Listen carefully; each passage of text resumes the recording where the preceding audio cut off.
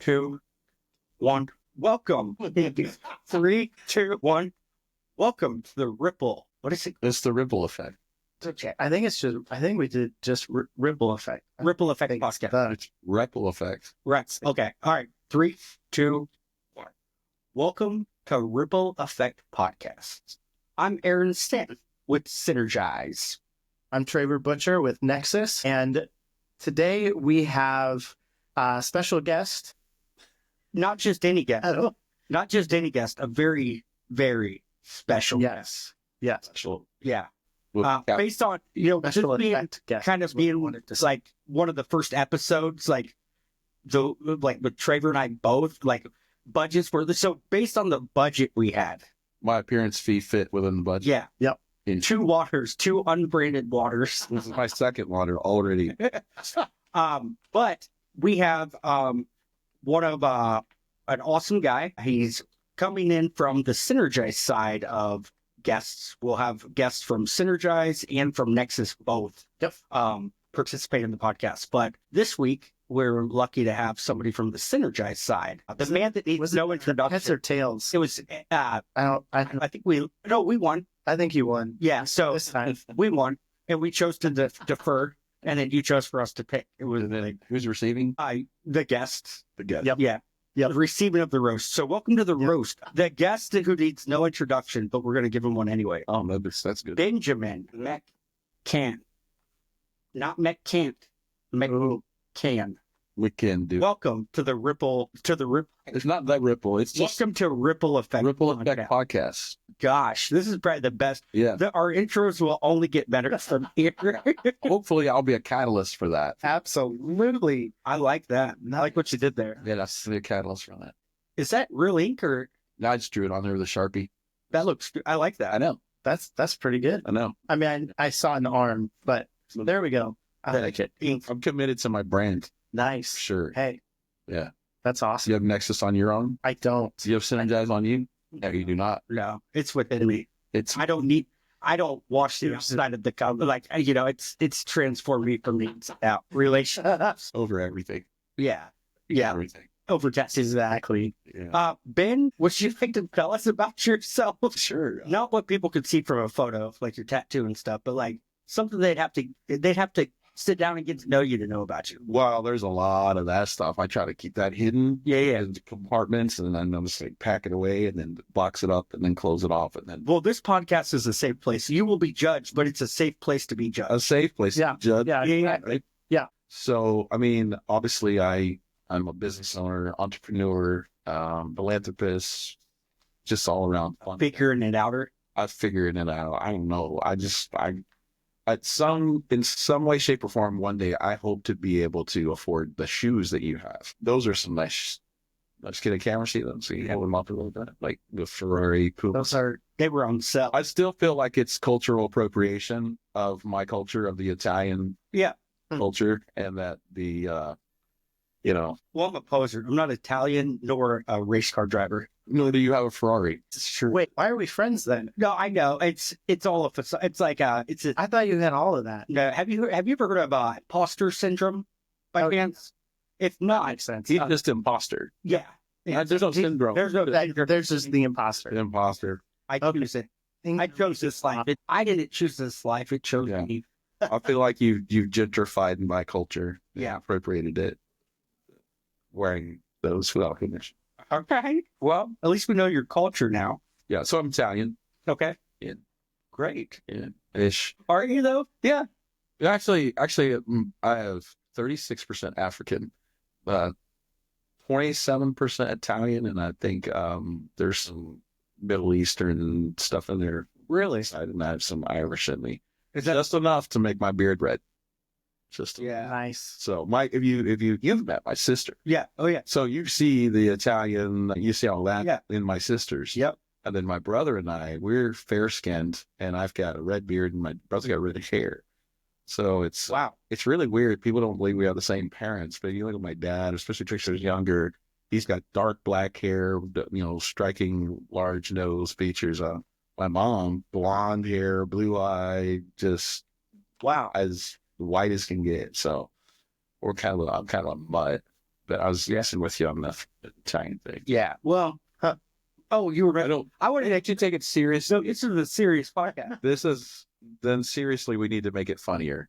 Okay. Okay, Yeah. let's do that. So, Oh, yeah, no, I'm just a guy. I'm middle-aged, fat old white guy. Business. I guess this is a serious podcast. I thought we were. Oh my God! Wow. Yeah.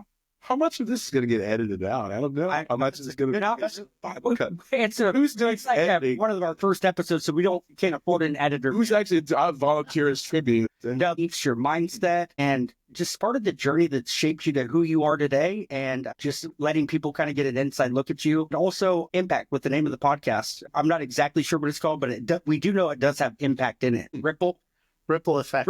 Okay, it doesn't have impact in it. But it's about impact. Yeah, the Impact that ripples of the impact, right? Nexus is impact connected. Impact Center. Impact Center, yeah. Impact Center. Nexus Impact Center. Okay. And Synergize is Impact driven. Ripples of impact. Yeah. Yep. Very Exactly. impact. So So it that's where the works ripple. together. This should be called the ripple impact instead of the ripple effect. Impactful ripples. The effect of impacts and their ripples. Podcast. That's hot. Yeah. Yeah. To quote Paris Hilton. Hey, she's not in politics, right? Okay. No. I make sure that we trump anything you have to say about politics. Yes. It's going to get trumped. Just like Euchre, not the politician. Right? No. The verb of act of trumping something. Yes. I don't know anything about politics. Yeah. Well, but the ripple part, I think it's more so like when you impact others, the ripple of that and how it affects them, or how others have impacted you, and then the ripple of how it shaped you and changed you, right? Yeah, absolutely. So I guess I could kind of tell a story a little bit about me. We don't have holidays. Thank you, though. That was our time. So, I started right while I was in college, got married really young, 19-year-old father, wife got pregnant, and we had kids at 20 years old. Yeah, I had 3 kids by the time I was 22, 23 years old. Wow. And so I had to hustle, to pay bills and be responsible for a young family. And so that was difficult because, sometimes I was working 2-3 jobs just to make ends meet. And so I had to learn to adapt, overcome, improvise. I had to learn I had to learn how to be a dad, a husband, and a business person. I was learning a lot of stuff. So that was difficult just to provide for, my kids, and, they're amazing now. I'm young, but my kids are, in their mid to late 20s. Okay. So I have, kids that are older than some of the people it's kind of funny. But the experience that I had, growing up as a young father and then going, I started out as an employee. That didn't work out very well. So then I went into business for myself and became an entrepreneur, and then I could create my own destiny and all that stuff. But did you feel or know that was going to be part of the route before it was the route? Absolutely not. No, things changed. I had my dream was to become a professional baseball player. Okay. So that's what I was going to do. I'm in the Babe Ruth Hall of Fame in Indiana. I ran junior Olympic track and field. I was very into athletics. I thought athletics was going to be the life that I was going to live. And, but I just didn't. When you get married and then you have kids, it's like that reality of that is like, unless you're top tier level, next level, that's not a reality. Yeah. And so I was like, I actually have to make money now. And a lot more than just providing for one person. You chose entrepreneurship. Yeah. I had a Christian business advisor through CBMC Indiana, which CBMC is a big part of my story, Christian Business Connection, because that's where my business name Catalyst came from. They described me as a catalyst for growth for CBMC Indiana. So I started. That's cool. Eldon Kibbe on my LinkedIn profile. I think that's where I was looking when I went into business. I was looking at just recommendations that people had said on LinkedIn, and Eldon Kibbe had said Ben was a catalyst for growth. I was like, I like that. I'm gonna use that. And so CBMC, the impact on me in the business world has been phenomenal. They have a discipleship curriculum called Operation Timothy. Yeah. And where you have a Paul and Timothy, and there's been other organizations that have come and gone that have been a part of that. But I think the biggest one was probably CBMC and Truth at Work. Those two organizations probably helped impact me to be able to then get me to a place where, I'm successful. And now I'm paying it forward, and I've always paid it forward, but now to the level that I'm able to do it by employing people and investing and donating and then being involved on charitable causes. Like, what I love about Synergize is, there's not just one cause. We can impact multiple different causes in the community together instead of just like one person doing one little thing. Together, we can it's kind of like, if you take a pebble and you throw it in a lake, you're going to see a little bit of ripple, right? Yeah. But you take a big old dump truck and drop a giant boulder in it, and you're going to see this big ripple. And I think that's what we're able to do with Synergize is it's not just a pebble here, oh, there. All of us together are able to leverage, make some real significant waves That's cool. in the community. And that's naturally a part of me. So, growing up with, 3 kids biologically, was married for 22, 23 years, and then going through divorce, which is something I thought I'd never, ever do. Yeah. I never wanted that to be part of my story. So having that as part of my story now, nobody got divorced on my family's side. Everybody stayed married. My ex-wife's side of the family, it's like everybody's divorced. It was so, I've learned to fight, to keep, and to, work things out. And it was just like, after 20 some odd years, kind of, felt discarded after everything invested. Yeah. I always thought we were going to be that old couple at the marriage conference that raises their hand and stand up and say, we've been married 70 years. And Right. like, how did you do it? What's your secret? And, it's like, I stopped listening to her a long time ago. And I'm whatever it was. Or I just, I get her coffee every day or what. Sometimes they have a cute little antidote, and sometimes it's kind of like the opposite of that. It's like we started ignoring each other and lived our own life. It's like we just coexist as roommates. And sometimes it's like their love at 70, 80 years of marriage is even more than it was in their early years. Like, that's the kind of stuff that I was like thinking that that's what I want. I still want that. Yeah. But, I also recognize you have to work for that. That's not easy. And the work that you have to do for that isn't just, on the other person. That's on yourself. That's the part that's like, oh, wait, I gotta change some things. I gotta, we say just be yourself. Well, sometimes you should. Sometimes you should not be yourself. Sometimes you should fix yourself before you can be yourself. So the be yourself that you're being is the better version of you. Yeah. Because if you be yourself, well, what if you're an asshole? Yeah. And if you're being yourself and you're an asshole, can I say that on this podcast? I don't think so. We can edit it. No. What if you're a jerk? Well, I'm going to leave this part out. No, sure. What if you're a jerk? Yeah. What if you're a jerk? And that's yourself. Like, probably shouldn't be a jerk. So be yourself. Yeah. So now you're a poser because you're not walking around not being a jerk when you're authentically a real jerk. So now you're a poser. I think, I can't speak for everybody, but I think being a jerk is very natural for me. And me too. Yeah. So, but Yeah, I could see that. yeah.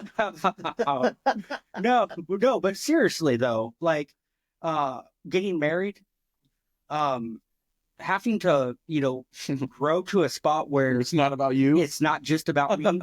It's difficult. And then when you have kids, like, there's this love that is awesome. And this love draws you to want to be less of a jerk. Yeah. As a husband, as a father.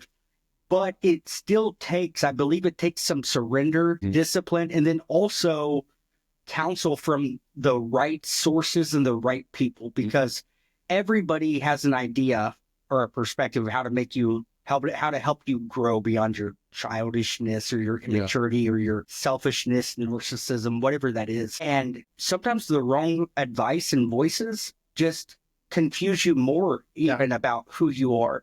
So, but so I think the surrender and willing to discover who you are rather than being stuck in your belief of who you think you are. Yeah. But so I don't know if it makes you it probably makes you a poser, but most of my journey is real, but there's probably still some poser aspect. Well, and part of that is, here we're doing this live. If you try to do it yourself, you just if you think about that, all your best, where you currently are in your life are a result of your best decision making. So how's that working out for you?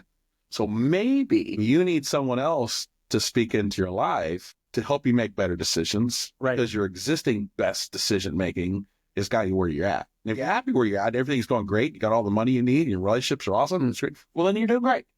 But if all your best decision making has got you to a place where money's still tight, relationships are off, something's not good, okay, well, maybe then you need to be part of a community of people that can come around and help, guide you to being a better you, who you're created to be, so that you can make the maximum impact and have that ripple effect in your life. Because, when I look back, I'm 46 now, and I feel like life is starting to go so fast.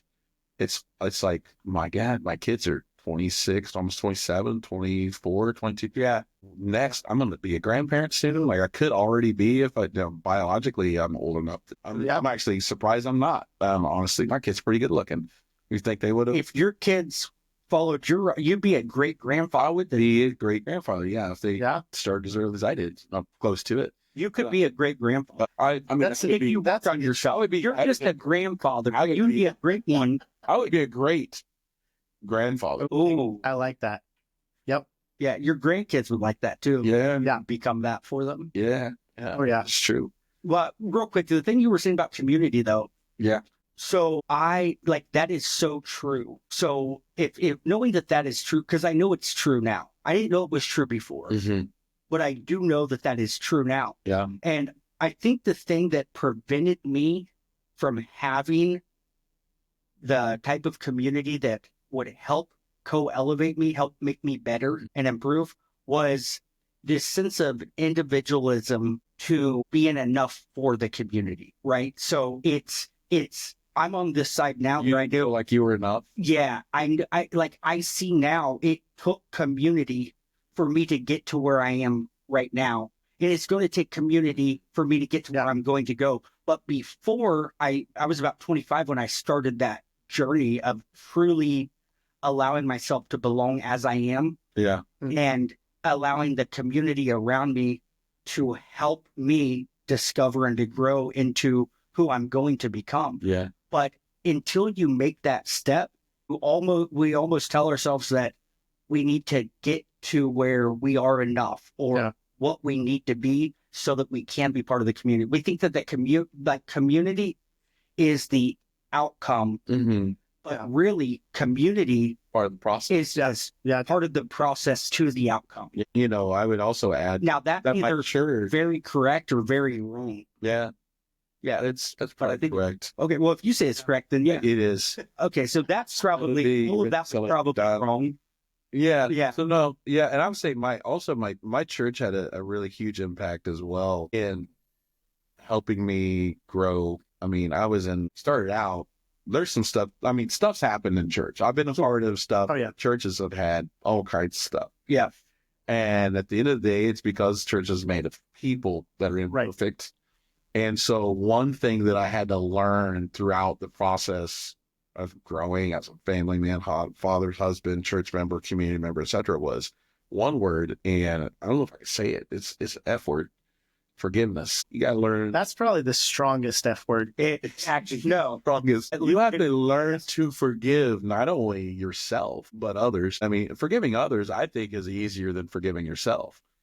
Because when you mess up, and we all mess up, that's the hardest part in really assessing your, if you're going to grow and doing that self-reflection is learning to acknowledge that some of the reasons that you're at where you're at, if things aren't going well, is because of you and decisions you've made and choices you've made and things you've said and done. And so learning to forgive yourself for being a jerk or whatever, or just, some of it may be, you may have said or done stuff unintentionally. Yeah. And, that's the stuff that's, I didn't mean to say that Right. thing that hurt that person's feelings or just whatever. It's like, those are the ones, like, we learn to forgive yourself is probably the biggest thing to do. And then learning to truly forgive other people that, because from my flesh, I want to, like, I want to hurt people. Yeah. I want to do bad things. You know, I've had people take advantage of me even in the last year. They've said and done things. I said I was sorry. Really hurt me. And I hugged you. Sorry. So, but then you picked my pocket, took the wallet, took all the money out, and then charged. And you would forgive me. I do forgive you. Forgive yourself for letting me do it. And I think it's interesting that you say that, because I was thinking about this last night. The difference between forgiveness for us and you mentioned church being, I know the three of us being people of faith, and specifically the Christian faith. And I was thinking about forgiveness of God and that he provides, and the forgiveness of us, or either us to others, us to ourselves, or vice versa. Reciprocating that. And it's, I think what we end up doing is we end up putting what is intended for God, he forgives and he forgets. And we think we have to do the same thing. And it's like, I was thinking about it, I thought, that's actually not correct. He's able to do that. We aren't. And for us, it's not a bad thing for us as we forgive that, yes, we move on, but we shouldn't forget, because that helps us remember where we've come from and how we felt, how we've made others feel, in order to not do it again. Yeah. And it's like the things, and I was thinking about that this past year with things in my own life. And I'm like, yeah, I've forgiven, but I'm still not there with that person where we had been. And I'm like, that's okay. It's a journey and it's a continual forgiveness. And I think you have a great point in forgiving yourself, and that's a huge aspect of it. I know for myself, and forgiving myself in whatever instance, but then also forgiving the other person, the other people, and being able to work through that and continual forgiveness. And but to be able to come back and go, this is where I was, this is where I am, this is what God has done in my life. And those relationships may never be what they were. That's okay. But it's that continual process and rebuilding, and that rebuilding looks different for each person, and that's going to look different for how I forgive myself. Well, I think that what plays into that is, what's your motivation? What drives you to want to forgive? Right. You know, for me, I'm looking at life and I'm seeing it fly by. In this past year, man, you and I have lost a lot of close friends that have entered into eternity way before they probably thought they were. And I'm looking at myself thinking, I'm going to be 80, 90, 100 years old. And they were in their 30s, 50s, 60s. I'm like, if I'm looking at my life on a timeline, and if I say, well, what if my trajectory is where theirs were at? I'm at the end of it. I'm only 46, but I'm at the end of it. Like, if I live 4 more years or 10 more years, I could get killed in a motorcycle accident. I love riding motorcycles. It's scaring me. I'm thinking of selling a motorcycle, because I know, what if I die? Everything, like, this was the climax right here. That's not what I planned. And it's like, okay, so my intrinsic motivator to make my relationships better and more solid, and to focus on forgiveness and to try to create better relationships, is that lasting impact that I want my life to have that I'm gone. And to honor those that have gone before me, that have invested into me, to say, hey, you know, their life meant something, and every person that has lived and then has impacted your life, you're carrying pieces of that forward. And, I want to leave a legacy of, ripples of impact, so that, when I'm gone, people still talking about me. Not because I'm some type of narcissistic, whatever, but I want to do good. And I'm, because I love the Lord, and because I want him to get glory from my life. I Yeah. want them to miss me when I'm gone. I don't want them to take a breath and like, thank God that guy's not here anymore. You know what I mean? Right. There's people like that. Yeah. I legitimately know people that have died. I'm like, thank God they're dead. You know, I can't say that. Yes, I can. I just did. There are people that that live a life in such a way that they bring everybody down around them. And when they pass away, people are happy. It's reality. It's a true statement. And then there's other people. It's like, man, when they go, you're like, humanity lost somebody huge. Yeah. So you're saying that impact could be positive or negative. You got it. Yeah. There's a quote that I've heard. I don't remember who shared it with me, but they said a person dies 2 times. The first time they die is when they take their last breath. The second time they die is the last time they are spoken about. Mm. And I like that. Yeah. Oh, that's pretty powerful. So what you're talking about right now is like the impact that, like, you take someone like, to fix them, just like what you're talking about, where it said there were some people that it's like, I'm happy, like they died, right? Right. And I'm happy Hitler died. Can we all agree with that? Yeah. So, But the impact of his life, it's still based on that quote. Yeah. You know, when you take your last breath and last time somebody has spoken, that's real. Spoken about you or said your name. And then you take other people like Jesus, Billy right? Graham. Yeah. Which Billy Graham. Yeah. Different president. Abraham Lincoln. Yeah. So like, so like what you said of like how, you know, you never know when it's going to be your last day. So I think a lot of that forgiveness part, you know, I don't know all the answers, but when you think of someone like a Billy Graham and someone like an Adolf Hitler, the depth of both were world changers. Both were world changers. But I look at like the depth of love versus hate. Yeah, is like the motivating fuel of, is it love or is it hate? And then is it forgiveness? Have you accepted forgiveness? And are you a vessel or a catalyst, if you will, a catalyst of that forgiveness that has, or if you've not accepted the forgiveness and experienced it and received it, how do you offer it? Mm-hmm. So, you know, your name may be spoken forever negatively, or your name may be spoken forever positively.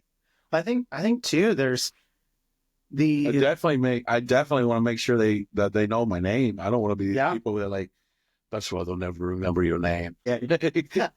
You know, you did nothing with your life. You're a waste. Like, I don't want to be that guy. Whatever I've been given, I want to take my skills, talents, resources, treasures. I want to do something as good as I can with it. I feel like in some instances I've done that, and I'm like, I'm not done yet. Like, I have this sense of my life is incomplete, and I'm working towards completeness, and what that looks like, you know, in my mind, I have this picture of what it will look like to complete my life. And obviously it's changed over the years. It's been different, but one thing that hasn't changed is I've always wanted to make an impact and be intentional and help people and serve people, and, you know, have people, when they leave my presence, they're sad because I'm, you know, gone. And then they're happy when they enter into our presence instead of the opposite of that. And so I think that's whether it's me doing technology in their home, whether it's me leading a group, whether it's me coaching a baseball team. And I mean, my favorite titles that I've ever had have been husband, father, and coach. Business owner is on there. Those are my 4 favorite titles. I mean, friend is one. What about baby boy? What about pet names? It was pet names. Big Daddy was another one that they call me. Big Daddy Mick. Big Daddy Mac. Big Daddy McCann. McCann. Yeah. I used to be skinny though, like back in the day. So it was an oxymoron. Kind of. But now you're realizing it was just a prophecy. It was home. Traver, did you have any thoughts on that? No? Okay, cool. Move it. No, I'm sure. Yeah. I think there's a misconception and I think misconception is a good word for it, that in order to have impact or to be a catalyst, that we have to be perfect. Yeah. Or we have to be at a specific place in our life. Yeah. We have to have everything. Yeah, we have to have everything together. And that's like, I'm like, proof that that's not true. Right. And the people that were mentioned, Yeah. either direction, but we'll go the positive. Because obviously the negative didn't have it all together either. But Abraham Lincoln and Billy Graham and some of these people that in a positive way had a huge impact and were huge catalysts. Yes. Catalytic. Catalysts Converter. catalysts in change. They didn't have it all together, but for us, especially looking back in history, Nobody did. yeah, they did. Except Jesus. Jesus. Jesus was Right. the only one. Only one. Right. And even the disciples, Yeah. didn't have it all together. There's another thing I think that there's one word that I entered into this year that's been stuck on my mind is this year, my year of intention. I'm being intentional about Intent, intention, or intentional. all of them. Okay. All three. I heard with intention, being intentional. That's right. The root word intent Intentionality. and intent. Yeah. So Yes. entering into everything I do, everywhere I go, everyone I talk to, being intentional with every relationship, whether they're surface level or people I know, spending that time and being intentional and even being intentional about my impact. Like, this is the impact I want to have. In order to have that happen, I need to be intentional about these steps, actions, words, and things I'm going, things I'm doing. If I'm not intentional, then I'll never get there to where I really want to go. Right. Yeah. It's going to take intent. I'm going to have to work on that and focus on that, because otherwise then there are people that have had impact. They weren't intentional about it. They've unintentionally had impact. They did something or something happened, or, weren't paying attention in a car wreck and people died. Like, you just had an impact. Yeah. On a community or a people or a family or whatever. It wasn't intentional. Yeah. So I want to make sure that my impact, if I have my name is remembered, wasn't because of some stupid incident or my temper blew up or I allowed somebody said something about my mother and now I'm in jail and now I'm like on the front page of the newspaper because I couldn't control myself. Yeah. And then we got to remove this podcast and be like, exactly. We did not condone. We don't do that. It was like, what did he do? We didn't know anyone was going to talk about his mother. Yeah, I mean, have I ever wanted to murder people? Absolutely. All of us have. At some point, we're like, I would like to take that guy out. And then you're like, oh yeah, I can't really murder them. I go to jail and I lose my house. And and that prison food doesn't suit me. I like to eat. And I've heard, I don't know, that prison food isn't that great. Talking about the self-forgiveness part, like the person that I probably wanted to murder the most in my life ever was myself at my lowest. So, same. Was myself. Probably the same. So even the types of where somebody has wronged you or what, and even that level of like anger, and you say like, even wanting to murder somebody, that I've had that feeling towards myself more than I've ever had it towards another person. I can say both. Yeah. Like, I literally, some stuff happened to, I'm not getting into details, family members that were harmed by people that irrevocably, I wanted justice. Yeah. And the justice system didn't provide it. And so I wrestled with that for a long, long time. Yeah. Yeah. Before finally having to let it go and let God handle it, because I wanted to handle it and I would have ended up just as famous as some of these people. And then that's not how I want to be remembered. I got a legacy. I made an impact. No. Yeah. But you or Traver, one of you had mentioned earlier on that we're where we are today because of the best choices we have made. You intentionally said best choices, because when you said it, I was thinking, well, we're a product of all of our choices, best and worst. Yeah.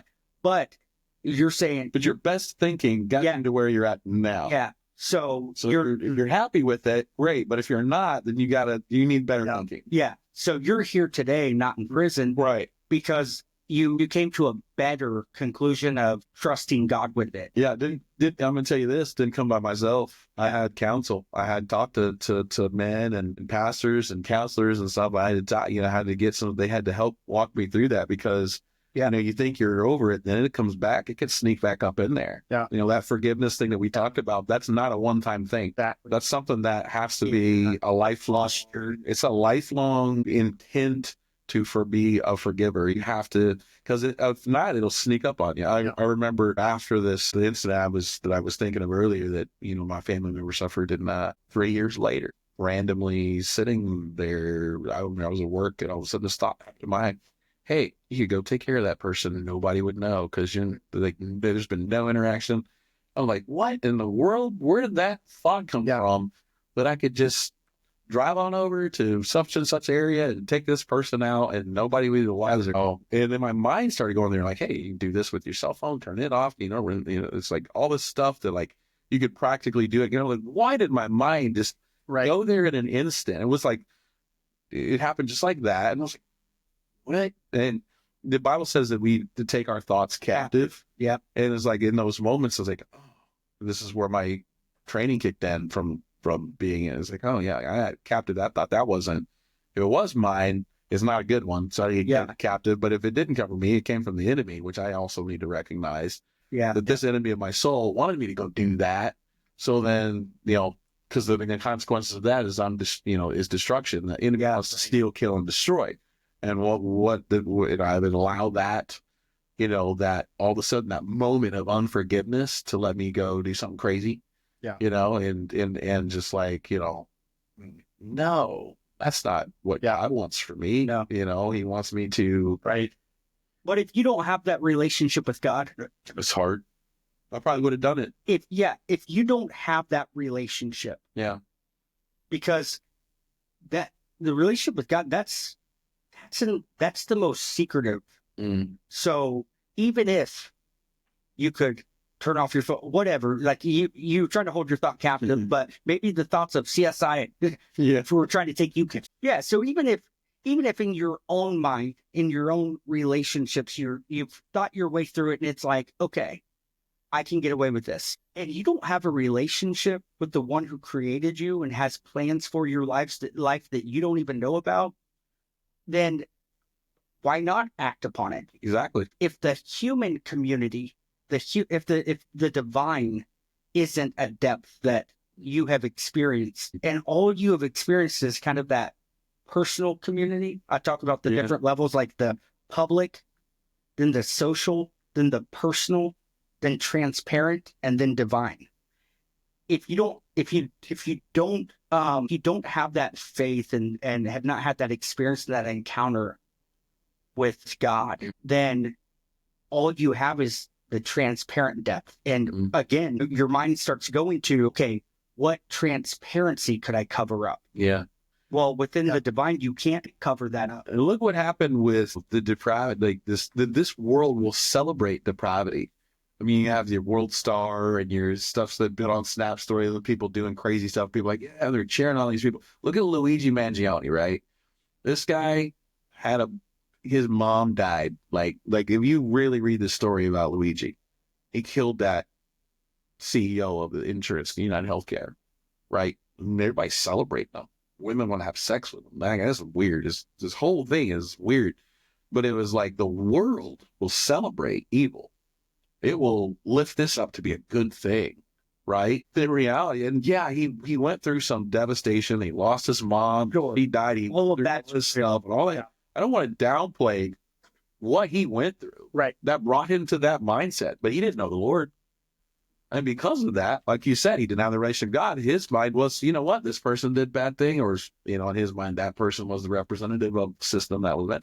I'm going to make an example, you know what I mean? And he went and did that. And it's like, the reality is that shouldn't be celebrated. And it's kind of like a quasi-justice, like that particular man didn't do the things that, you know what I mean? It's like, that's why there needs to be, like, there's a delicate balance between, like, justice and mercy. So it's like, the Bible says, what does God require you of man? To seek justice, but to love mercy and walk humbly with God. Those first two seem to be a dichotomy. Seek justice and love mercy. Well, wait a minute. I want justice for Luigi's family, but also there needs to be the mercy side that says, I'm not going to go kill somebody because even though that may be what somebody, or somebody did, let's say somebody, killed. Like I have a family member that was murdered back in high school, college age, and I remember wanting revenge, and in the end, the emotions I dealt with that, my niece growing up without a father, was rough. It was like, want justice. And even to this day, I mean, this is what, 26, 27, 28 years later, I don't know how many years later, I still want justice, you know? Yeah. In I wrestle with that part of me that's like the seek justice part. Got it. Yeah. Love mercy. Well, depends. Yeah. We'll see. We'll see. We'll see who gets my mercy, you know, but is that how God operates? Is that how he really wants us to operate? Where's the balance there? I'm still working that out. And I'm not the most merciful when it comes to, you know, if people mess up or wrong, especially when it comes to like, I think that's probably why I'm so passionate about helping support organizations like Prevail. Yeah. They're here. They help women and children that are in domestic violence situations. Yeah. Like I've got a Facebook page called Dads, just Dudes Against Abusive Douchebags. And it's a page. It's like, hey, this is how this, like, I guys that like, People can find that online on Facebook. as a father of a daughter, I have a very beautiful daughter. So when I see, I would hear stories from when I was married with my wife or any girlfriends I've had, they would tell me, I was in the store and this guy did this or said that. And I'm just like, oh, I wish I was there, because the justice side of me wanted to handle it. I didn't have any mercy for that guy. And I still don't. Yeah, I have a problem with that. But with your daughter, you're offering love and mercy to her, even though that happened to her, right? So you're sometimes the love and mercy that sometimes people are victims of things. Yeah. All of us, there are so many things in my life where people have lived a life of a victim because of my choices. Mm-hmm. And I have lived a life of a victim because of other people's choices, right? Both are present. Sure. But the one thing that is consistent with all of us, whether we know it or not, is that our own choices have separated us from God. So we all are victims because of no one else's doing but our own for eternity separated from God. Christ is the only person to ever walk this world who took on that, the justice that you want to give, who actually took that on. Listen, that didn't deserve it. Mm-hmm. And offers the grace and the mercy, which is relationship with God. So because of our choices, we're separated from God. Yeah. Yeah. And because of his choices, we have an opportunity to get what we don't deserve. And I feel like in this world, because we are strapped into these flesh suits, that there will be instances like, somebody kills a member of your family, or you don't want them to get what they deserve because that person got something that they didn't deserve. But when we look at the cross is the one thing, when you look at politics, you've got, kind of conservatives that are like, it's not about equal outcome, it's about equal opportunity. And then you've got some liberals who's like, it's about equal outcome. And I think that a lot of times with man-made policies and politics and stuff, I feel like a lot of what we're fighting and battling with one another on is we're trying to create a man-made version of something that can only be found at the cross. Because at the cross is where we have all been given an equal opportunity that no man can give us except Jesus. And at the cross is where we all receive an equal outcome that none of us deserve. So we're trying, like, I feel like a lot of the bumping heads and the frustration and the division in politics, I said we weren't going to talk about politics, right? But this is poly, meaning many, yes, blood-sucking creatures. Yeah, and this is individually right here. Yeah. But as I always say, like, my mindset, I have a thought process of that's like, we all don't just receive a happy, flourishing, fulfilled life. We have to make the choices that allow us to receive that. I say that in my head, right? But then my heart, like, you see people suffering and struggling, and it's like, I want that. In my heart, I want an equal outcome for everybody. I want everybody to be able to experience the goodness of life and relationship and community and belonging and the goodness of God and who he is and all of that. And it'll change your life. Like, if you experience it, that outcome, like, it changes it. And I want that for everybody. But I also understand that God gave us all free will. And if I were, I'm thankful I'm not God, but a lot of times we think about, like, why does God allow this to happen? Why does God, I wish God would, and that free will I had for 25 years of my life. My free will was the one thing that if I was God, if I were God, I would be like, man, I should have not have had that free will. But for the past decade, I still have free will the same way I did before. But because he has become so real to me, it's like my love for him is so much greater than it. I didn't have the free will to not accept the forgiveness and offer it. Yeah. And then now that I have accepted it and can offer it, it's like, it's so much better when I had the choice to make that choice. Mm-hmm. If that makes sense. No, it does. I think that's what separates us from the angels is that we have the free will and we still choose to serve. And that's why when we enter into heaven, we're going to have our robes are going to be different. There's going to be a distinction. So like we're better than the angels. And those because they don't have a choice, right? They worship God, they praise and sing, and it's like they're not free will. That's not something I don't think that's something I've ever actually sat and thought about. When we get to enter heaven, we're going to be above the angels. Like we're seated above. Like we are. I think that's a thing.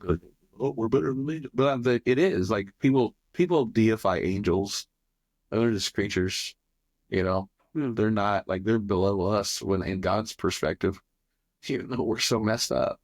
Like they put angels all over everything and like angelify everything. It's like angels are just like a creature, like a horse or a cat or a dog, just look like people. They're not human. They didn't have the human experience. So they got created without free will, with purpose. And their purpose is to. So will dogs have free will? I think so. I know cats do. Yeah. But dogs, I don't know. What about elephants? Dolphins? I think they do. Do whales. Like when the whale swallowed up Jonah had free will to obey God or not, right? Yeah. But did the whale have free will to swallow him up or not? They say it was a whale, just a big fish. A big fish. So what kind of fish was it though? Catfish. Had to be. I don't know. Probably wasn't fun. It might stink. So yeah. It'd been nice, like retribution if he was able to like. Traver, what parts of Ben do you want to open up? What are some? Oh man, what are some? I see people in a relationship. Yeah, people as like a gift. So it's like like you mentioned the relationship or at least somebody that you had connected up with and you have on LinkedIn that was instrumental for you with your business with Catalyst. I'm interested to hear how those relationships and the impact that you've had or received helped to bring you to the point that you're at with your business with Catalyst and what you're doing within the community to have that impact. Well, it's funny because if you go to my LinkedIn profile and you read what people have said about me in the community, and then I read that and I go, who's that guy? Like, there's a high standard there. I was like, well, I live this life of integrity and service to people, et cetera, then people start telling about it. Like now I got to live up to it. Like that's been who I've been. And that's because of, but it's like, I got to keep that up. Yeah. You can't let that go away. Cause it's like, he was a great guy until when he murdered those people. Try not to murder anybody, I think is like my number one wake up. When I wake up, I'm like, okay, I not murder anybody today. I'm gonna not murder people that need murdering. I'll let show mercy, mercy, and grace even. Like even grace. Let's talk about that. I think I can look back on my life. I had mentors. I was blessed enough to have mentors in my life, both on the business and spiritual world, that kind of helped me balance everything and help me understand how to be a man and how to be a father, how to be a husband, and how to be a businessman. I mean, balancing those things is not easy. You can be really, really good at one and really crappy at the other. Yeah. Like you can be a great high integrity individual, but you just suck at what you do for work. Yeah. Hey, just saying. We work, intentionally pointing fingers. You're saying we've got great heart. They're our podcast. I'm not saying these people do this. I'm not saying there's people that, but I don't have like Bible verses or scriptures on my car, or because I'm a horrible driver, but shut up. So or my website or my business cards. Like I don't put Jesus loves you. Because I think people that do that, don't have enough integrity in their own work to let their work reflect that itself. I'm not saying everybody, but I'm saying for me, I don't need to tie I'm like, hey, I don't have enough integrity, but here, let me tie my integrity to Jesus' integrity, because, you know, he was good, right? So like, I think that kind of stuff pushes people away. A lot of what I found is like people, you know, be turned off if you come out and be like, I'm a Christian, I love Jesus, you should do business with me because I'm busy. Well, you might be a Christian, you love Jesus, and you're going to heaven, but you really suck at what you do. You're not a very good whatever it is, you know, HVAC guy or plumber. So whether they're great or not, like even if they are great, you believe that because it's the marketplace, that's often seen as kind of a sympathy. Yeah, I think it's sympathy. Okay. I don't think we need Jesus to market our business. I think we need Jesus to do our business, to run our business and run our families. And I think Jesus needs to be reflected in how we run our business. Kind of like doing anything as if we're doing it for the Lord. Yeah. And I think that the reflection of how we do our business will open up opportunities when we're serving our clients and we're relating with our vendors and our clients. And that relationship with them opens opportunity to talk to them about, well, why do I always tell the truth? Why do I never fudge the invoices or the numbers? Or why do I always fair on pricing? Well, it's because, you know, I'm accountable not just to you, but to God. And I run my business that way. Divine. And so it opens up an opportunity to talk to them about the Lord, and they'll see it. And so there's you know, Rick Warren's purpose-driven life. I love that. You know, we're created to, you know, worship, fellowship, discipleship, ministry, and evangelism. That we all have our own giftings. Yeah. And I love that Synergize has, I didn't mess that up. The spiritual DNA course that your wife teaches is probably one of the most impactful things that I've gone through as far as a single training, because it really kind of helps you understand who you are and created to be and how to relate with yourself and with others around you, business and spiritual, business and relational and family, etc. And because now it's like, oh, that makes sense. This is why.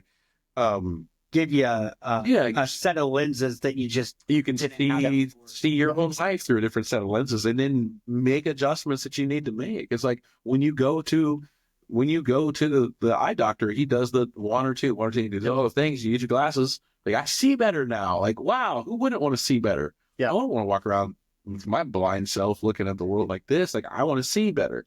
That's why I wear my glasses. I hate not being able to see. Same thing when it's like I want to see how to really run my business, how to really grow spiritually. I want to see those things. Right. When I see it modeled by people, I want to talk to those people. Yeah. You know, if a guy's been married for 50 years, might want to listen to what he has said. Somebody's been divorced 4 times, not really the guy I'm going to for marriage advice. You know what I'm saying? You know, business owner, and he's been through, I'm going to talk to that guy. He's done it. I'm not going to talk to the guy that's still driving a single pickup truck in a shingle. Nothing that's wrong with that. Yeah. You know, because I've been that guy.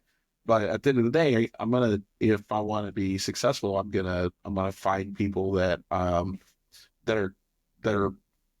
exhibiting where I want to be. Yeah. And I want to, what's going to work. Yeah. You know, for my life, what worked, what didn't, what do I need to avoid, what do I stay away from, and then be diligent in my work. Continue to invest in my craft and my skills and in the relationships, because I can tell you, in my business, and I've been in multiple different industries. You know, I worked in insurance and risk management, benefits consulting. I've done architectural engineering, and now I'm in technology integration.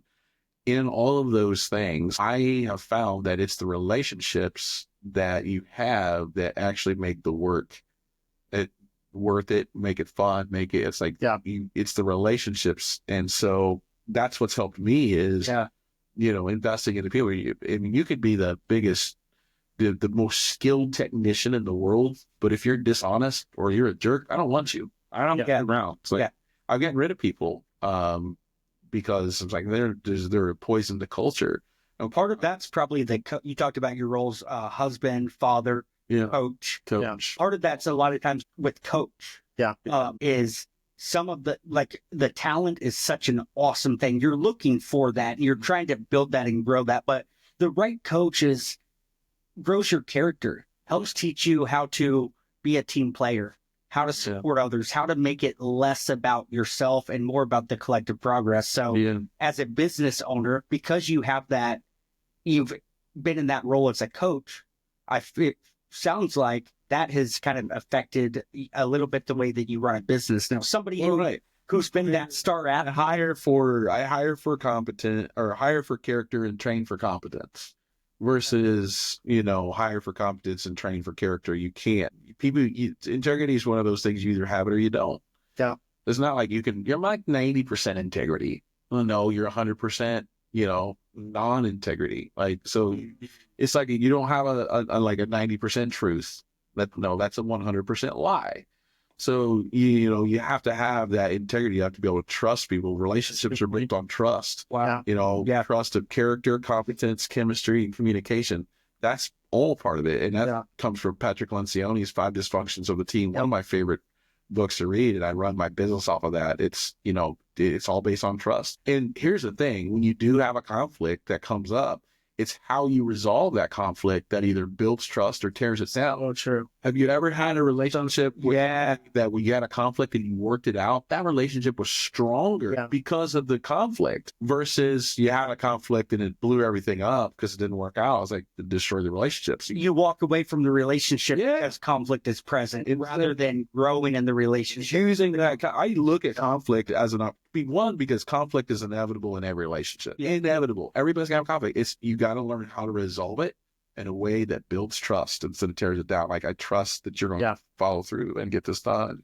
So I've got a lot of experience dealing with conflict in so many different areas. I feel like I've got like I don't know if there's an award, like I'm a gold medalist in conflict. Maybe I'm not. I don't know. The conflict resolution or point of conflict. Like, everybody who knows you has more conflict. I'm not afraid. Listen, I'm not afraid of conflict at all. I'm like, okay, great opportunity. Conflict's afraid of you. But conflict's afraid of me. You're like Chuck Norris of conflict. Yeah. See, like under my beard is another fist, not a chin. I was like Chuck Norris. Is that something even growing up though? Like growing up, were you taught like, hey, if there's conflict, it's a real thing. Let's lean into it as a family, resolve it. Or was it avoiding conflict and you didn't learn? No, I grew up with, I love my parents and God bless them, but I grew up with this dysfunction.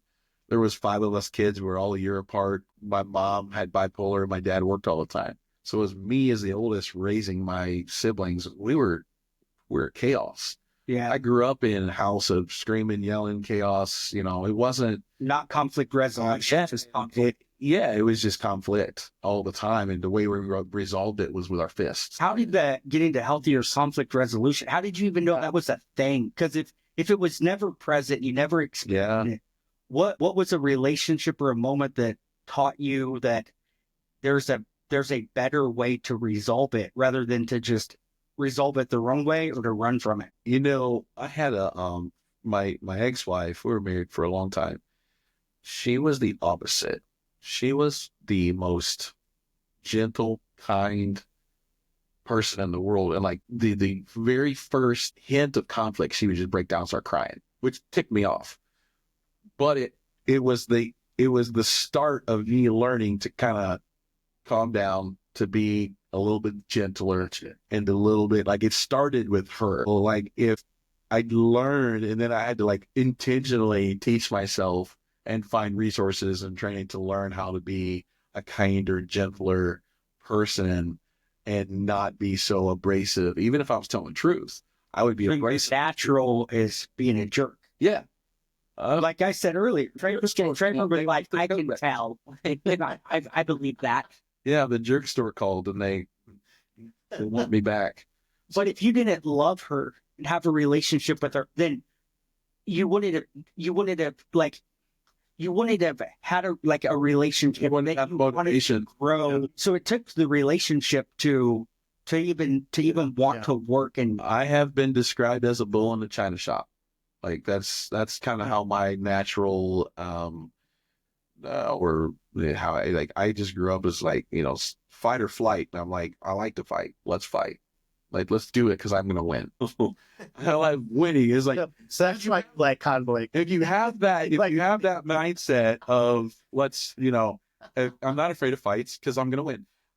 If you have that mindset, even if you win, you still lose. Yeah. Because you may have been technically correct in whatever the argument was, but you destroyed and crushed that person. Yeah. in the fight. And I think Jordan Peterson talks a lot about that. well, what taught me about it was there is a ministry called Peacemakers Ministry. Yeah. And they do biblical conflict resolution and reconciliation. And they outline, the fight or flight extremes, right? The extreme on fight is murder and the extreme on flight is suicide. And then you have like one of the extremes right before murder is lawsuits.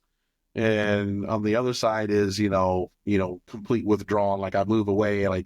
So like, there's like the extremes, but then there's all the stuff in the middle that you can use, skills that you can learn, mediation, arbitration. Like you can learn to kind of, talk through things with people. Yeah. Get those done.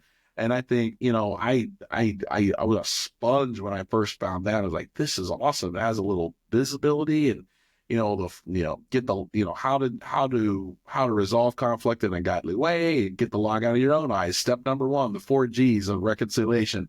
Get the log out of your own eye. What does that mean? That's self-reflection. What does that mean? I got to look at what my role is in this mess. Gently restore, go and be reconciled. Those 3 G's. Like, hey, there's a process. What's the 4th G? Yeah. Let's see. Get the log out of your own eye. Gently restore, go and be reconciled. I don't remember what the 4th G is. I don't even look at it. There's another one in there that's good. And then there's the 7 confession, the 7 steps of confession. Like, how do you confess when you're wrong? Like you got to confess yourself. Like how do you restore, Confessing when you're wrong. I mean, that's the only time to confess. You're like, I only confess when I'm right. I was right. I want to confess that. Isn't that what confession is? Confess when you're wrong. 7 A's of a confession. First A is admit that you were wrong. It's the first part of it. I mean, it kind of is like, hey, I have to start out with the fact that, hey, I was wrong. And then you have to acknowledge the hurt. You have to apologize. And there's so many. I'll send you the document. It's a pretty good little document that I typed up. Oh my goodness, it's good stuff, man. Because it really teaches you how to resolve conflict in a way that builds up trust and honors God, versus tearing it down. I mean, there was conflict in the Bible. There's conflict every day. There's conflict in churches. There's conflict in families every single day. Man, it's like, if you learn how to just love God and love people, then you're going to learn how to like put them first. There's a lot of stuff that if you just learn to, if you just dig into learning how to love God and love people, a lot of those skills will start to develop. You'll learn, but some of it takes it took me years. It still takes I'm still not the guy that's really model guy. Really how to do all that. Yeah, no, I want to. You're not perfect in conflict resolution. Yeah, I want to beat people up every day. Not murder them for today. I haven't murdered anybody yet. Yeah. Today. So, but somebody pulled out in front of me and it caused a car wreck, and man, I've got stuff to do. Yeah. I want to. So sometimes when things inconvenience you, I get upset. Yeah. All the time. I learned to let stuff go and to just be like, okay. Like it used to tick me off. Things that used to tick me off. I was like a short fuse. Now I'm like, as the older I've gotten, I've learned it's like over time, everything ends up being okay. Yeah. And I've learned to trust God in that as well. It used to be if I wake up and there was a giant withdrawal in my bank account that I wasn't expecting and I'm negative $500. Oh my God, the world's coming to an end. I was like, now it's like, I wasn't expecting that. And that came out. It's like, we'll fix it. I'll go make a sale. I'll go do something. Like, it's not a big deal. I did not think that's where you were going. I thought you were going somewhere like Mitch Hedberg. Things used to tick me off. Things still tick me off, but things used to tick me off as well. Yeah, that's not where I went with that. Yeah. I think that's true. Yeah. And that's still true. Yeah. Things did used to tick me off and still tick me off. But something but I used to don't now. But here's the thing. The things that ticked me off in the past still tick me off. But what I allow to happen, my response to those things, now. Rather than my response is, I'm not reactive. I kind of put myself into a place where I'm kind of up above it and I'm looking down and I can see, like, at the end of the day, I know that I trust God's word. It says all things work together for good to those that love the Lord and call it according to his purpose. And I realize that is true, and I truly believe that, then I just don't let it ruffle me. Yeah. And it has taken me and tamed me down from this hothead, dogmatic, this is how things happen, kind of guy, some more of, easygoing, chill, willing to work with anybody. Like, man, I used to be really, I mean, just, I was just pretty judgmental of people, but I wasn't very judgmental of myself. And I had no room for error from anyone else, but I wanted all the grace in the world when I messed up. Gotcha. Okay. Narcissist. Okay. Yeah. So narcissist, yeah. Narcissist. Now, I think that's Recovering narcissist. Yeah. That's what it sounds like. I was from NA. you're like Narcissist. let me explain how I used to be and always struggle with. I don't know the name of it, but a narcissist. Yeah. That word gets thrown around a lot, and I think it's overused. Oh yeah. It- A because- narcissist would hate that. He's like, I'm a narcissist. Dude, quit throwing that word around. And I was like, I had to work hard for this. I mean, I tell you what, I'm in the dating world, and man, these women, like I swear, They can spot a narcissist from I swear, I swear, like every single woman that's on a dating site, their ex is a narcissist. Like literally every single one. Like my ex was a narcissist. Was he? Or are you a psycho? And he was trying to get on there's a little bit of both. As another single guy, that's You're right. not too far off. Once that word was out there, they're like, Yeah. yes, narcissist, that's him. Like, if you really read what a narcissist Yeah. is like, Ben, you and Traver are the exes that they were talking about. So yeah, the question is, are you two narcissists or are they psychos? No. they're psychos. I'm not. Or is that narcissist to say? I don't know, maybe a little bit. I don't know, but it's like, We all have we're all subject to human. Exactly. we have all exhibited narcissistic tendencies. Doesn't mean I'm a narcissist, because if you really read what a true narcissist is, these guys are psycho. Like these people, men and women, both, they're women that are narcissists. Oh yeah.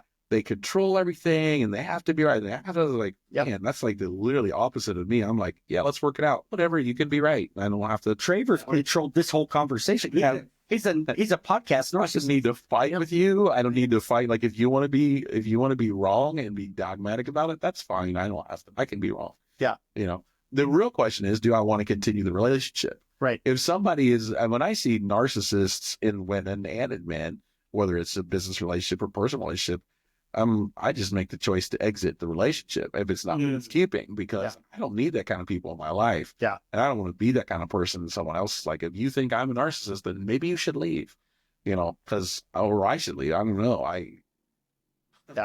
I feel like some people may come into our life and God will use us to help them see things or share things with them, and we help each other, we build each other up. Right. But then also there are times where people come to our life that they don't desire to grow. They desire to reverse. So like with you, for example, Well, but knowing that they identify themselves by their trauma. They don't know who they would be without that identification, because that becomes their identity. It's all wrapped up in this thing that happened to me, or this sickness, or this disease, or this past trauma.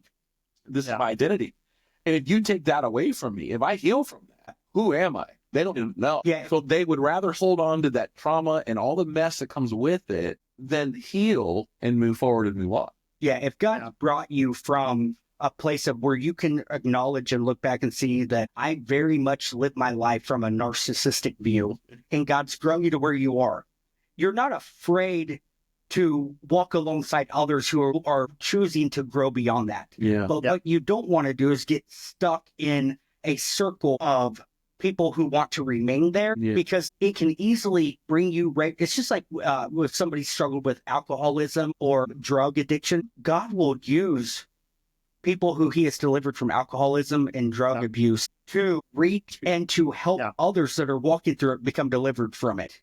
At the same time, it is very easy to go back to it if the environment is, because we're at a spiritual tug of war.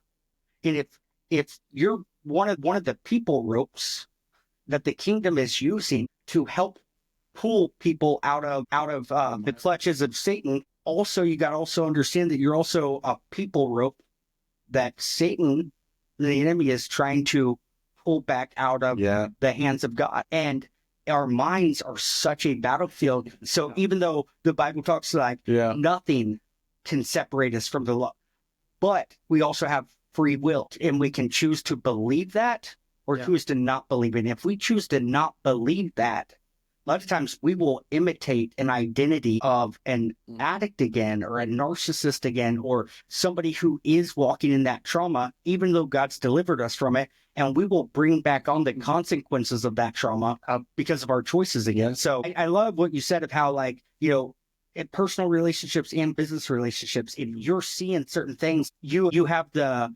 awareness now and the understanding to separate yourself from that. But also, because there was a relationship, they also do know if they want to separate themselves from that, you're somebody who maybe they could lean on if they want to, if they want to come out of darkness into light. Yeah.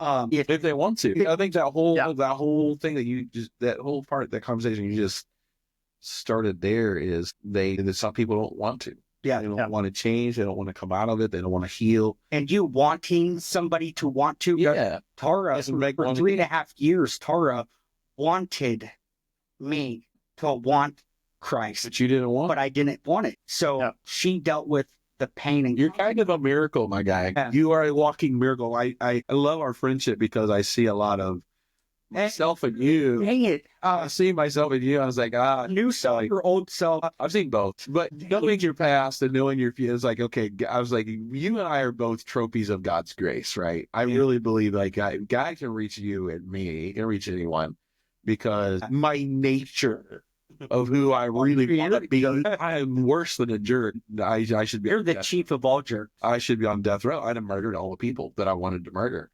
So, but I didn't murder them yet. Yeah. I mean, there's an aspect of when you think about your life and where you've been, and us. I mean, I'll put myself in there too.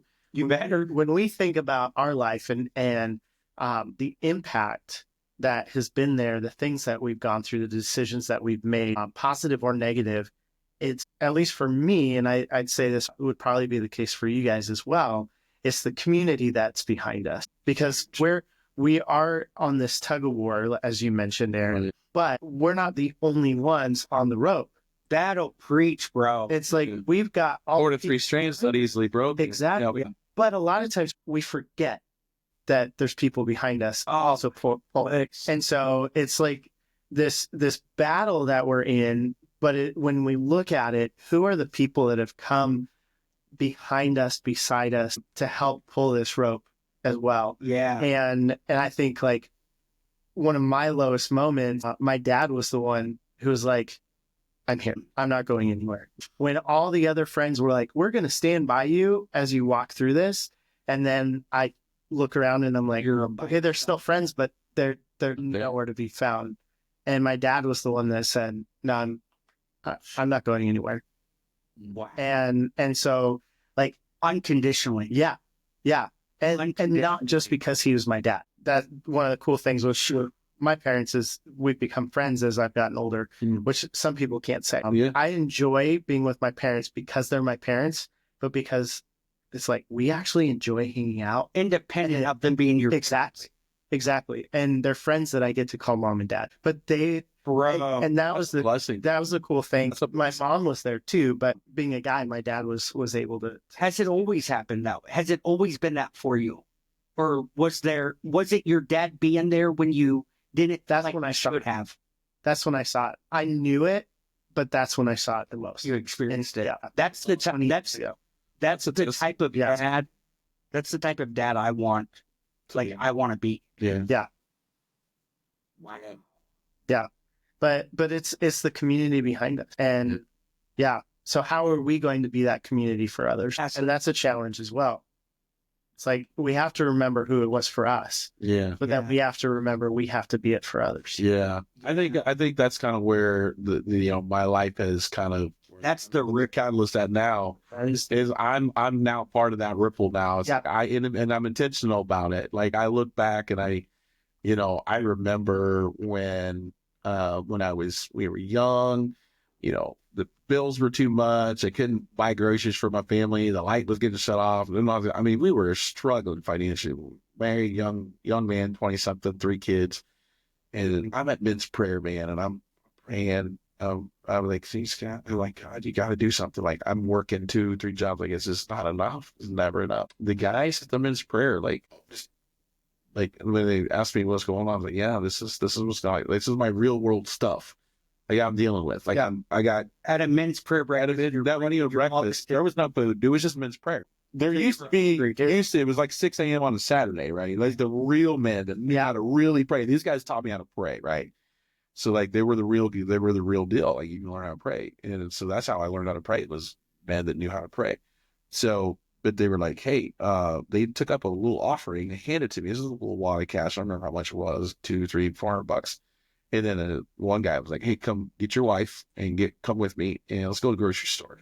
And they filled up 2 grocery carts full of groceries and then gave me a gift card. I was like, I mean, all in, it was over $1,000 blessing, right? Between the cash and the groceries and then just being able to, like, I never forgot it. And I've paid that forward over 100 times. That is a ripple. Like, I have been that guy that was like, I wasn't able to do that back then. But now when I see someone that needs groceries or they need this or they, whatever it is, God has blessed me to be in a position, to be in a place where that ripple is that effect is being moved forward. And I sent, that was 20 plus years ago. I sent that guy, he's still alive, still around, still faithfully serving Jesus, love the Lord. And he's just an amazing man of God. He's one of those people that I look up to, like, be like him someday. Yeah. And like, he's in your wall of, he's in my wall of fame. And I messaged him and I just said, hey, I just want to let you know, do you remember back in, 25 years ago, when, you guys at Men's Prayer Group did this for me and my wife? I said, yeah. I said, I just want to let you know. I said, I never forgot that. And I said, that act of love that has been paid, that God has enabled me to pay that forward over 100 times. And it's, I just wanted to let you know, because you sometimes but sometimes you never get to see your impact on the kingdom this side of heaven. Yeah. Right. Yeah. You'll see it like you do. I'm like, oh wow. Yeah. But it's nice. And I wanted to make sure that and that's not why he did it, right? He just wanted, it was kind of like, hey, I just want to let you know that you made an impact on me. And over the years, that has been paid for. And I'm just one guy, right? Yeah. He is, at that point, he's lived a life. I'm sure he's impacted many, many other people. So the ripples of impact that this guy, the people are still being impacted by him.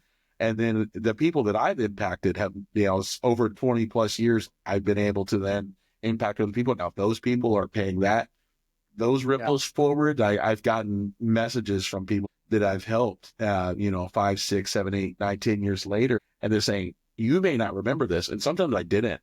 You did this one thing, or you gave me this, or you did that, or whatever. And I didn't even remember, because to me, it was just, I'm a conduit. God bless me. Yeah, you need it. Here you go. And something in it. And if they needed just a little nugget of whatever wisdom that I was chewing on at the time, that I just happened to regurgitate and spit back out and give to them, like whatever it was, changed their life.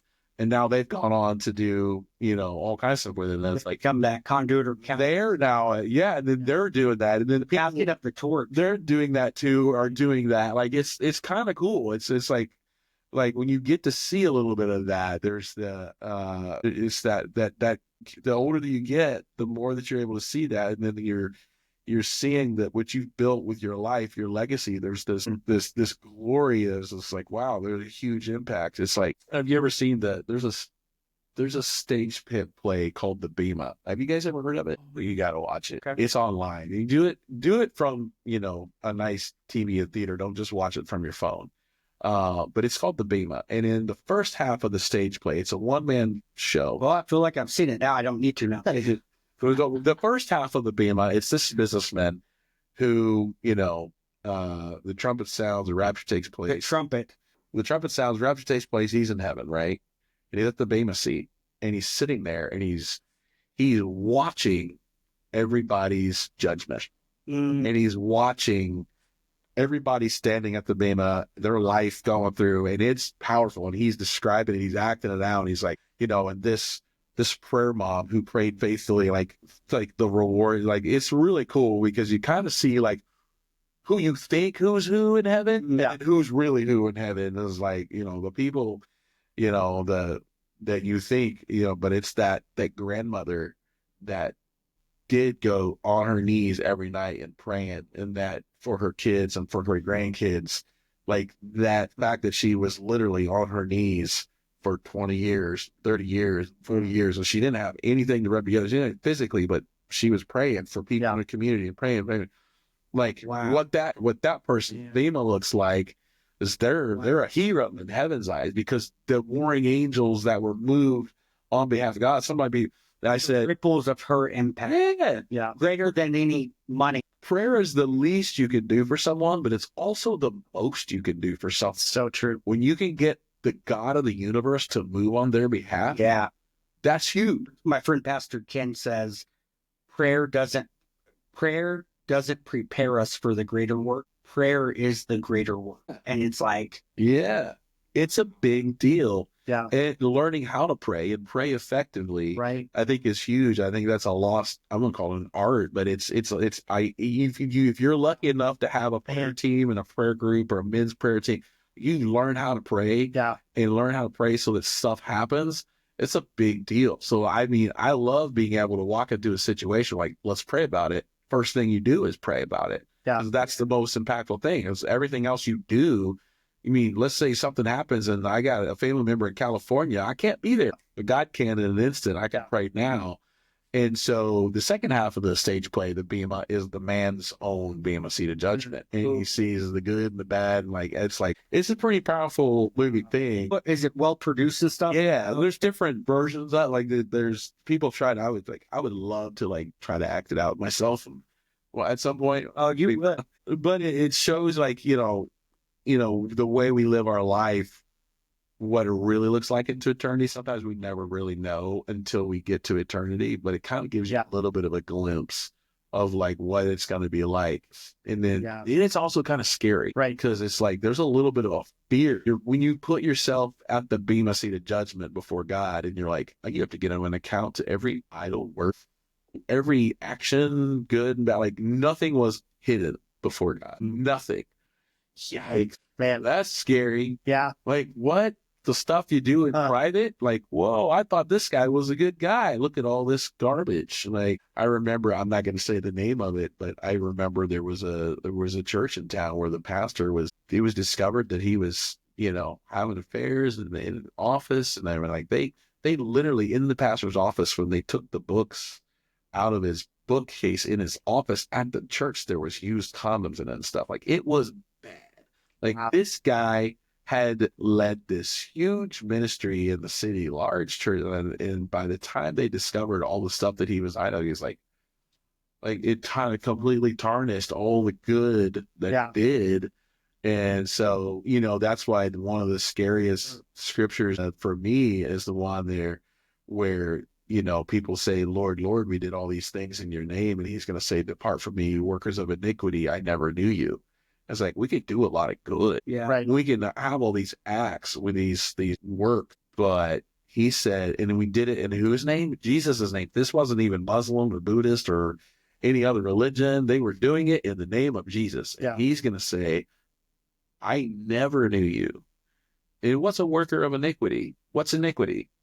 Iniquity is hidden sin. It's the stuff that we hide, that we don't allow to bring before God, and we don't let him fix in our life. Going back to what we first started talking about earlier, it's being willing to do the work on yourself and to reach into those deep recesses of the hidden areas of our life we want to bring out and say, here's this thing, this ugly thing in me, God, that I want you to fix. And I'm not hiding it here. Yeah. It's when we hide it that creates iniquity. Now, Jesus, the blood of Jesus covers, right? This said, he's beaten for our iniquities and bruised for our transgressions. What's our transgression? Transgression is when we break the law, but iniquity is when we hide it. So Jesus' blood covers both. Yeah. But we have to be able to receive it. And by receiving it, we have to give it over to him. And when we try to hide it and pretend it isn't there and hide it from God, he sees that. Yeah. But now we're not receiving the blood of Jesus that covers that thing that we think is so bad. It's so thin. And I think that's the part of if we really want to be authentic with people in our world, and we want to talk about transparency and authenticity, we got to deal with that iniquity, that hidden part of us that says, oh man, this porn addiction, this, whatever it is, this sin, this secret thing that I have that I don't want anybody to know about. We struggle with sexuality, homosexuality, whatever it is. I'm struggling with this. You can't talk about that now because people are going to, oh, well, no, everybody struggles with some kind of sin, and everybody's sin is different. But I'm not going to gloss over the fact that the Bible says what is sin and what isn't. The reality is that we want to struggle with what does our society want to do right now? Celebrate sin. Our society celebrates sin. It's like, that's good for you. You did whatever you felt like doing. As long as what do they say? Well, as long as you don't hurt anybody, do whatever you want. Well, it is hurting. Sin does hurt. It breaks up marriages. It breaks up families. It breaks up things. Well, what about this, alcohol? I mean, there's a lot of people that are alcoholics and they're sitting in church all day Sunday. We're going to talk about that. Let's talk about gluttony. Yeah. Let's go there. Because pastors don't. You know why? Because they don't want to lose 85% of their congregation. Yeah. They don't want their toes stepped on. I mean, come on. If you don't touch potluck. You don't touch potluck Sunday. Let's talk about gluttony. What is gluttony? It's excess. Yeah. Is not the American culture and society basically all about excess? I mean, isn't that about what's just as much as we can just shovel in? Whether it's food's not the only thing we can be gluttonous about. We have people that they're so like their God is their football team, whatever college or pro sports team it is. It's like you walk into their basement. I see it all the time. They do installs, man caves, and like to me, it's not impressive. To me, I'm just like you're a shrine to a team that doesn't know you exist. Like nobody cares about you, but you're worshiping this like.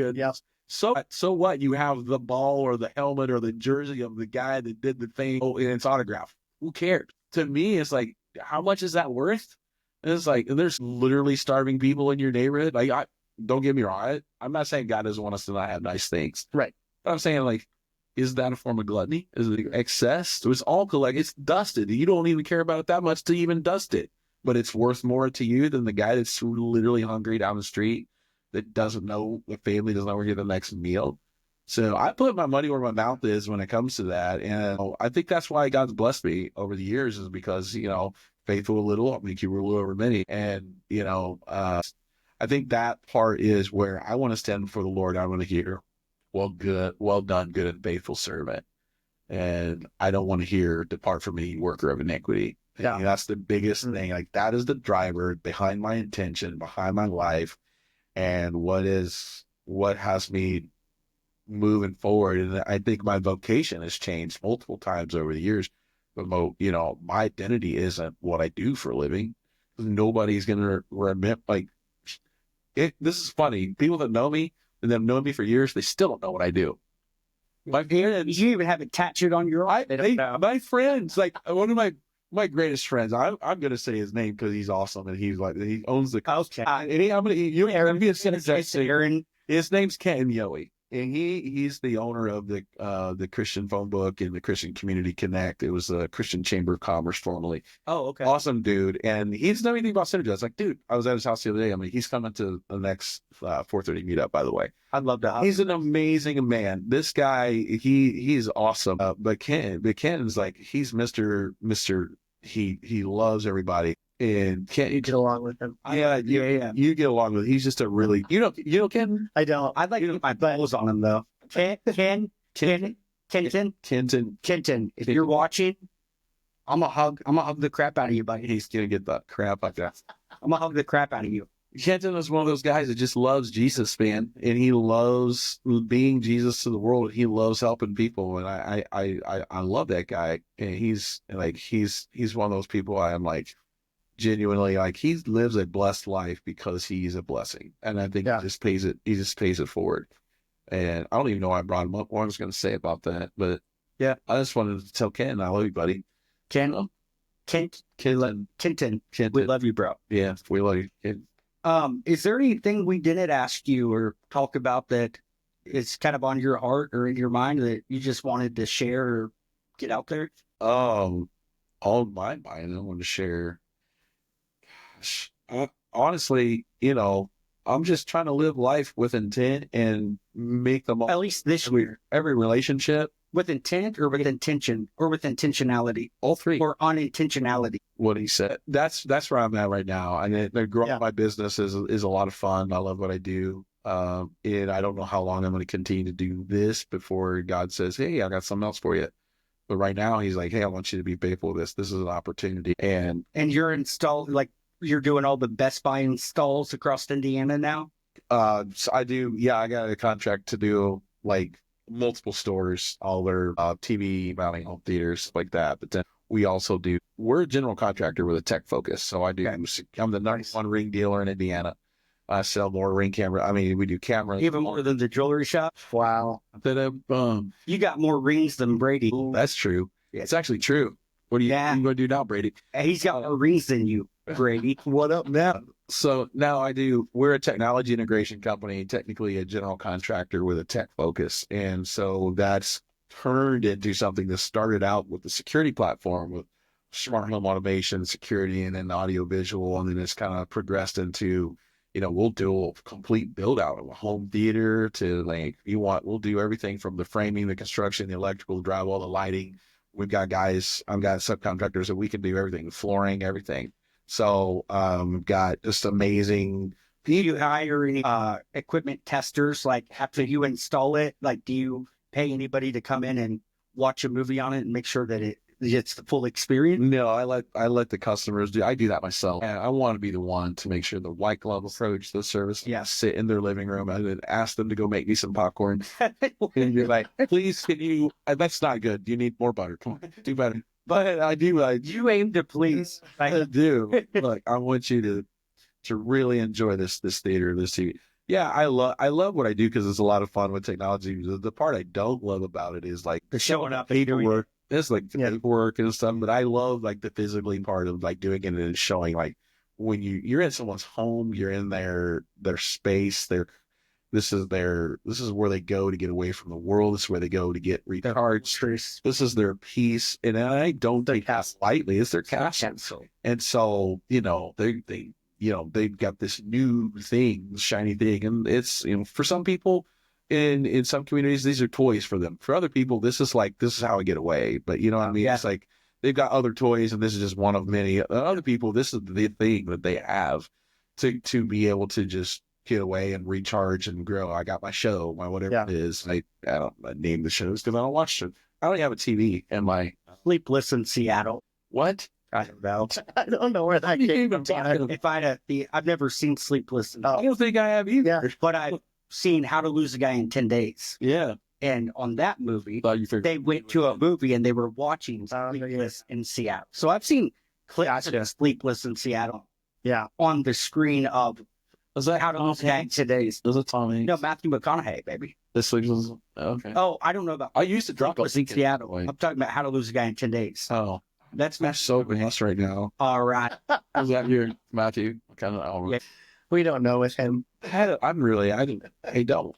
Yeah, I don't know with me. You know what I'm saying? You're like randoms. You're like since Seattle. With you, what? You're looking at me for the answers. I don't know. We would all know with me if I knew. I would tell you, but I don't. I don't know with me either. Are we in the Twilight Zone now? I think so. I think Traver, do you have anything else?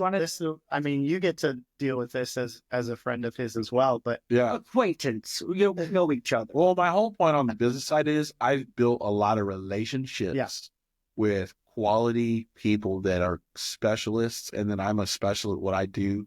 That for my customers, they just trust me to manage it all.